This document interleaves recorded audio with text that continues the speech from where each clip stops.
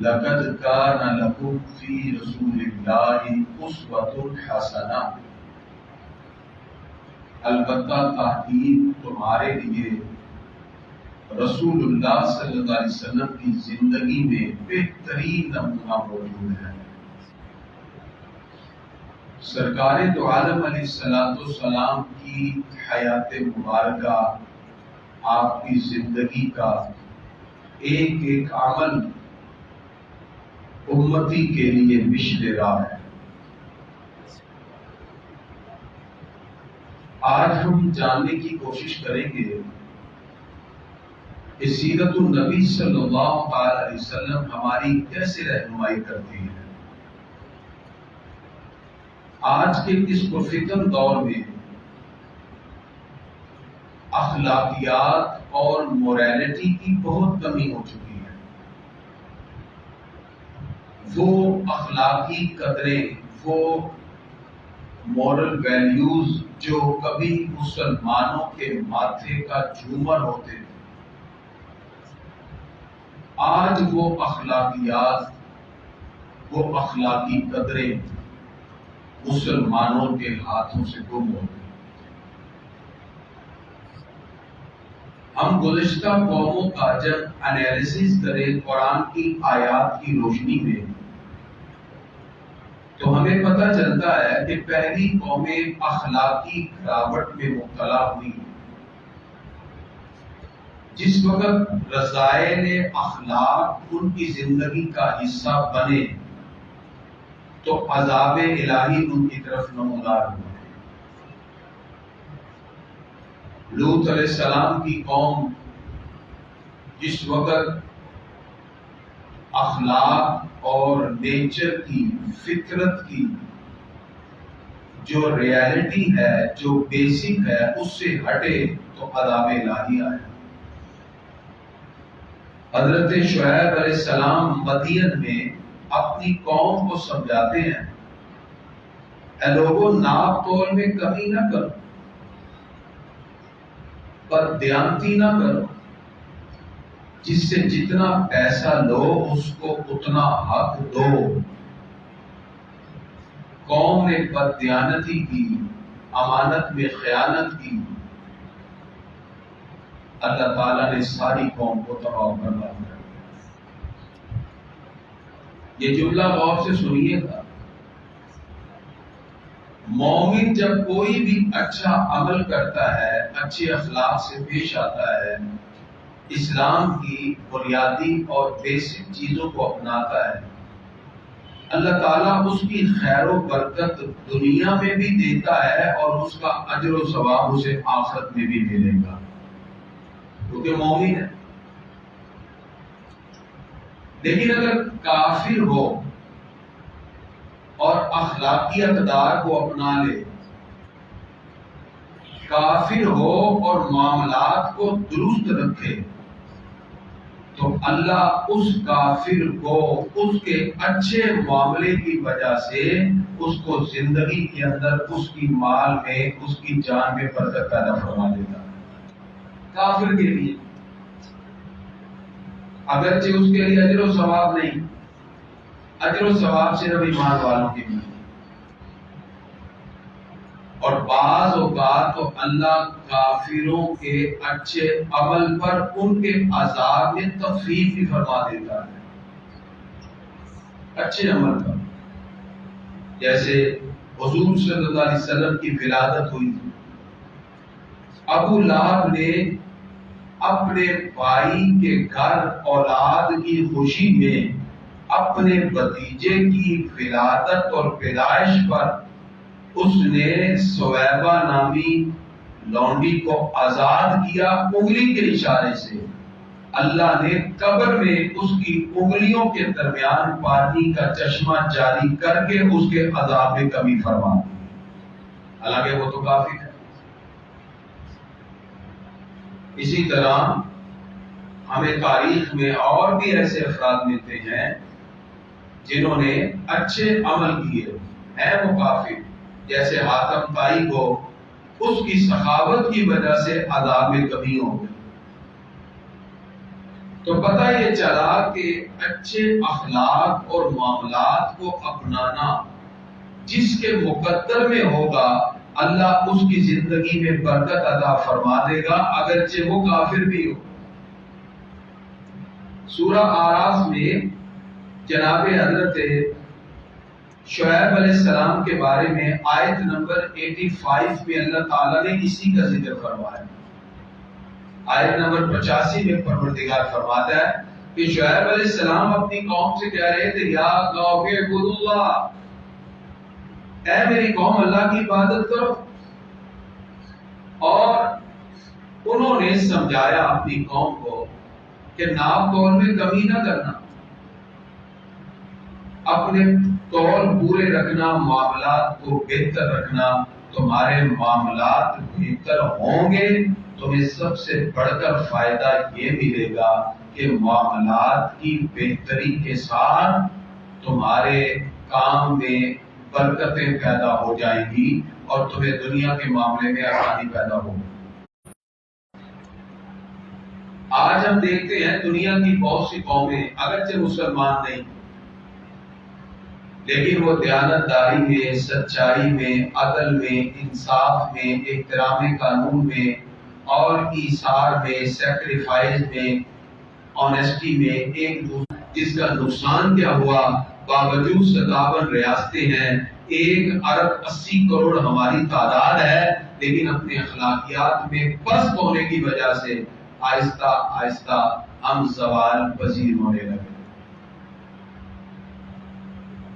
حضور اکرم صلی اللہ تعالی علیہ وسلم کی ولادت باسعادت کا یہ مہینہ ہے، یہ مہینہ ہم سے تقاضا کرتا ہے ہم جہاں میلاد منائیں وہاں اپنے آقا کی سیرت بھی اپنائیں۔ حضور صلی اللہ علیہ وسلم کی سیرت طیبہ یہ ہے کہ سرکار دو عالم علیہ السلام اس کائنات کے وہ امانت دار ہیں کہ کائنات میں آپ سے بڑھ کر کسی نے دیانتداری اور امانت داری کا معاملہ نہیں کیا۔ لوگ آپ کے بظاہر مخالف تھے، آپ کافروں کی بھی امانتیں اپنے پاس رکھتے، کافر بھی جانتے تھے کہ یہ اللہ کے ایسے نبی ہیں، باوجود کہ وہ ایمان نہیں لائے، لیکن وہ جانتے تھے کہ یہ اپنی دیانتداری اور امانت داری میں کبھی کمی نہیں کریں گے۔ اگرچہ وہ آپ کے جان کے دشمن تھے، ہجرت کی رات بھی ہمارے آقا حضرت علی کو کہتے ہیں کہ یہ امانتیں دے کر تم مدینہ میں آ جانا۔ اور حضور صلی اللہ علیہ وسلم نے امت کو کیا سمجھایا؟ آپ فرماتے ہیں لا ایمان لمن لا امانت لہ، جس میں امانت داری نہیں اس میں ایمان ہی نہیں۔ اب ہم اپنا انالیسس کریں، اب بدیاتی میں اتنے آگے بڑھے ہوئے ہیں، کسی کے مال پہ قبضہ کرنا، ناپ تول میں کمی کرنا، پیسے پورے لیتے ہیں، چیزیں کم دیتے ہیں۔ ہر بندے کی کوشش ہے کسی طرح دھوکے فراڈ سے چیز بیچ کر گھٹیا مال دے کر پیسہ حاصل کرنا۔ ریڈی والا کھڑا ہے، اس کی بھی کوشش ہے اچھا فروٹ اوپر لگایا ہے، گلے ہوئے نیچے رکھے، اٹھا کے دے جا رہا ہے، دکھاتے کچھ ہیں بیچتے کچھ ہیں۔ ہماری قوم میں جب دیانتداری ختم ہوئی، امانت داری ختم ہوئی، آہستہ آہستہ یہ قوم پستی کی طرف آ گئی۔ جب آپ لوگوں کا حق ماریں گے، بددیانتی کریں گے، رب کی رحمت کبھی آپ کی طرف متوجہ نہیں ہوگی۔ اور دوسری چیز، ہماری قوم اس وقت جھوٹ میں اتنا آگے بڑھ چکی ہے کہ کاروباری لوگ کہتے ہیں کہ اب جھوٹ کے بغیر کاروبار ہو ہی نہیں سکتا۔ سچائی دور دور تک دیکھنے میں نہیں ملتی، حالانکہ صداقت اور سچائی اتنا پیارا وصف ہے کہ جاہلیت میں حضور صلی اللہ علیہ وسلم کو کفار کہتے ہیں، یہ صادق الامین ہے۔ آقا علیہ الصلوۃ والسلام فرماتے ہیں ان الصدق یہدی الی البر وان الکذب یہدی الی الفجور۔ فرمایا سچائی یہدی الی البر، نیکی کی طرف ہدایت دیتی ہے، رہنمائی کرتی ہے، اور جھوٹ تمہیں برائی کی طرف، اس کو فجور کی طرف رہنمائی کرتا ہے۔ اور اگر کوئی جھوٹ بولنے لگ جائے، وقت آتا ہے اللہ کی بارگاہ میں جھوٹا لکھ دیا جاتا ہے۔ اور آقا علیہ الصلوۃ والسلام نے باقاعدہ صداقت اور سچائی کی اہمیت کو بیان کرتے ہوئے جب ایک شخص نے کلمہ پڑھتے ہوئے شرط لگائی میں یہ گناہ کرتا ہوں، مجھے اجازت دی جائے، اس ریلیکسیشن میں جو شراب بھی پیتا ہے، بدکاری بھی کرتا ہے، چوری بھی کرتا ہے، حضور صلی اللہ علیہ وسلم نے ساری برائیاں سن کے کہا بس ایک بات کا وعدہ کرو، جب بھی مجھ سے بات کرو گے سچ کرو گے، صرف ایک بات۔ رات کو شراب پینے لگے، کہا سو سرکار پوچھیں گے، چوری کرنے لگے، کہا سرکار پوچھیں گے، بدکاری کرنے لگے، کہا سرکار پوچھیں گے، جھوٹ تو بولنا نہیں تھا، سچ کا وعدہ تھا، ایک برائی جھوٹ چھوڑی، اللہ نے صداقت کی برکت سے ساری برائیوں سے نجات عطا فرمائی۔ اس کا مطلب جڑ ہے جھوٹ، آج ہم جڑ پکڑ ہی نہیں رہے، ساری قوم ہی تباہ برباد ہو گئی ہے۔ لوگ ڈٹائی سے جھوٹ بولتے ہیں، سیاستدان پری پلان طریقے سے جھوٹ بولتے ہیں، قوم سے جھوٹے وعدے کرتے ہیں۔ وعدہ پتہ ہے کتنا اہم ہے؟ ایفائے عہد، حضور صلی اللہ تعالی علیہ وآلہ وصحبہ وبارک وسلم نے، حضرت ابو حسمہ رضی اللہ عنہ کہتے ہیں ابھی اسلام کا سرکار نے اعلان ہی کیا تھا، ایک معاملے میں میں نے سرکار دو عالم علیہ السلام سے ایک معاملہ کیا، پیسے کم پڑ گئے، میں نے کہا اگر آپ وعدہ کریں، حضور نے کہا میں لے آؤں، کہا جی ٹھیک ہے وعدہ جاؤ، وہ گھر پیسے لینے آئے بھول گئے، کہتے 3 دن کے بعد مجھے وہاں گزر ہوا تو حضور صلی اللہ علیہ وسلم 3 دن سے وہیں کھڑے ہو کے انتظار کر رہے ہیں، ایسا بات۔ اس لیے آقا علیہ الصلوۃ والسلام فرماتے ہیں لا دین لمن لا عہد لہ، جس کا وعدہ نہیں اس کا دین ہی نہیں۔ تو اندازہ لگائیں حال ہمارا کیا ہے۔ سرکار دو عالم علیہ السلام فرماتے ہیں دیانتداری نہیں، ایمان نہیں، جس کا وعدہ نہیں وہ دین ہی نہیں۔ ہم نے دین کو من چاہ سمجھا، جھوٹ چل رہا ہے، فراڈ چل رہا ہے، دھوکہ۔ ہم کہتے ہیں جی سال بعد ایک محفل میلاد کرائیں گے، سارے ہی گناہ معاف ہو جائیں، ایسے نہیں معاف۔ جس کا حق مارا ہے وہ کبھی بھی، شہید کا بھی معاف نہیں ہوتا، باقی کسی کا کیسے معاف ہوگا؟ حضور اکرم صلی اللہ علیہ وسلم نے کسب حلال کی ترغیب فرمائی، یہ ہمارے آقا کی سیرت طیبہ ہے۔ کسب حلال کیا ہے؟ رزق حلال کمانا۔ آج لوگ ڈٹائی سے سود کھاتے ہیں، کہتے کریمی صاحب اور بھوکے مار جائیں گے۔ میں نے کہا آپ کیا صرف سود ہی کھا سکتے ہیں؟ کنونشنل بینکاری آپ کا سہارا ہے، آپ اسلامی بینکاری کی طرف کیوں نہیں آتے جو حلال ہے، غیر سودی ہے؟ لیکن جن کو حرام کھانے کی لت پڑ جائے یہ مفلسی ہے، جتنا مرضی سود کھا لو، یہ اللہ اس کے رسول سے جنگ ہے، بالآخر تم تنگ دستی میں ضرور مبتلا ہو۔ حرام میں کبھی برکت نہیں، ایک لقمہ حرام کا پیٹ میں جائے 40 دن تک نماز ہی قبول نہیں ہوتی۔ اور یہاں کیا ہو رہا ہے؟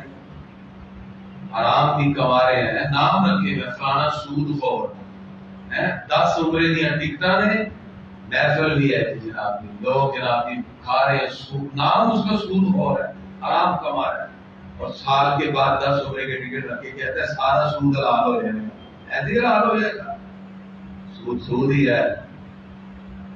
اس لیے حضور اکرم صلی اللہ علیہ وسلم نے فرمایا کسب حلال کی طرف القاسب حبیب اللہ، ہاتھ سے کمانے والا اللہ کا دوست ہوتا ہے۔ حضور اکرم صلی اللہ علیہ وسلم فجر کے بعد درس قرآن دے رہے تھے، ایک نوجوان آیا، تھوڑی دیر بیٹھا، پھر جا کے اس نے دکان کھولی۔ صحابہ نے کہا کاش یہیں بیٹھا رہتا، اور میں نہیں، اگر یہ اپنے بچوں بیوی کے روٹی کمانے کے لیے تجارت کی غرض سے دکان کھول کے بیٹھا ہے، اس کا یہ عمل بھی عبادت میں شامل ہو رہا ہے۔ اس مقام پہ فرمایا حصول رزق حلال عین عبادت ہے، اب کمانا۔ اور ادھر صورتحال کیا ہے؟ لوگ ڈٹائی سے سود کھاتے ہیں، حرام کھاتے ہیں، زمین پہ قبضہ کر لینا، غریب کا پیسہ ہتھیا لینا، وراثت میں بہنوں کو حصہ نہ دینا، اور پھر بعد میں کہتے ہیں جی مجھے عزت دیتا ہے، کھاؤ ڈٹ کے حرام، دیکھو پھر تمہارا انجام کیا ہوتا ہے۔ اور ایسے لوگوں کی پھر پڑتی نہیں دنیا میں، وراثت میں ایک دوسرے کا حصہ کھا لینا، کیونکہ حق جو ہے وہ تو معاف نہیں ہوگا۔ ایک لقمہ حرام کا پیٹ میں جائے 40 دن تک نماز نہیں قبول ہوتی، اور یہاں حرام لوگ ڈٹ کے کھاتے ہیں۔ تو سیرت طیبہ کا پیغام یہ ہے کہ رزق حلال کی تگ و دو کریں، حلال تھوڑا بھی ہوگا برکت ہوگی، حلال تھوڑا بھی ہوگا۔ کتیا ایک میں 12 بچے دیتی ہے اور بکری کا ایک ہی بچہ ہوتا ہے۔ ریوڑ آپ کو بکریوں کی نظر آئے گی، کتوں میں نہیں نظر آتے۔ اللہ برکت کس میں ڈالتا ہے؟ حلال میں۔ حلال کی طرف آئیں، لافل ارننگ جتنا حلال کریں گے۔ حضور صلی اللہ علیہ وسلم فرماتے ہیں ایک بندہ سفر میں ہے، حدیث کے الفاظ، لمبا سفر کرتا ہے اور ہاتھ اٹھا کے دعا کرتا ہے، یا ربی یا ربی، اس کا کھانا حرام، اس کا پینا حرام، اس کی غذا حرام، فَأَنَّ يُسْتَجَابُ لِذَلِكَ، سرکار فرماتے ہیں پھر اس کی دعا کیسے قبول ہوگی؟ اس کی پرورش حرام سے ہے۔ اس لیے سیرت طیبہ کا ایک پہلو رزق حلال کی تبادل کرنا ہے۔ حضور صلی اللہ علیہ وسلم کی سیرت کا پہلو عدل و انصاف ہے، سب کے لیے ایک پیرامیٹر ہے۔ یہ نہیں ہے کہ امیر کے لیے اور ہے، غریب کے لیے اور ہے۔ امیر کے لیے 12 بجے عدالتیں کھل جاتی ہیں، غریب 40 سال تک اپنی جوتیاں گھسیٹتا رہے، انصاف بھی نہیں ملتا۔ یہاں سب کے لیے ایک معیار ہے۔ ہمارے آقا نے تاریخی جملہ کہا، جب قبیلہ مخزوم کی فاطمہ نامی عورت نے چوری کی، اور میں ہاتھ کاٹ دو، حضرت اسامہ بن زید نے عرض کیا کہ تھوڑی سی رعایت مل جائے۔ ہمارے آقا فرماتے پہلی قومیں اسی لیے تباہ ہوئی، غریبوں پہ قانون جاری کرتے تھے، امیروں کو چھوڑتے تھے، اور میں فاطمہ بنت محمد بھی ہوتی تو ہاتھ اس کا بھی کاٹ دیا جاتا، پوری دنیا کے لیے قائم۔ حاکم وقت ہو یا عوام، سب کے لیے ایک معیار۔ آج آپ وزیر اعظم کے خلاف FIR کٹوا کے دکھاؤ، وہ آپ کو 10 مقدمے پھنسا دیں گے، کیونکہ امیر کے لیے قاعدہ قانون اور ہے، غریب کے لیے قاعدہ قانون اور۔ تو پھر جب ظلم بڑھتا ہے، آپ کیا سمجھتے ہیں ایسے ہی بڑھتا ہے؟ جب ظلم بڑھتا ہے تو پھر لوگ روٹی کے لیے ترستے ہیں، پھر زندگی کی بنیادی ضروریات سے بھی لوگ معروم ہو جاتے ہیں۔ ہمارے پیارے نبی صلی اللہ علیہ وسلم نے احترام قانون سکھایا، وہ قانون اللہ کا بنایا ہو اس کا بھی احترام ہے، ریاست ترتیب دے اس کا بھی احترام۔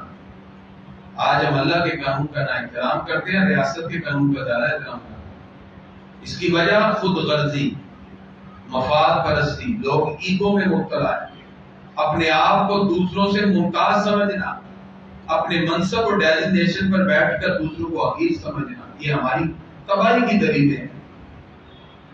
ہمارے آقا نے سیکریفائس کرنا سکھایا، ایثار۔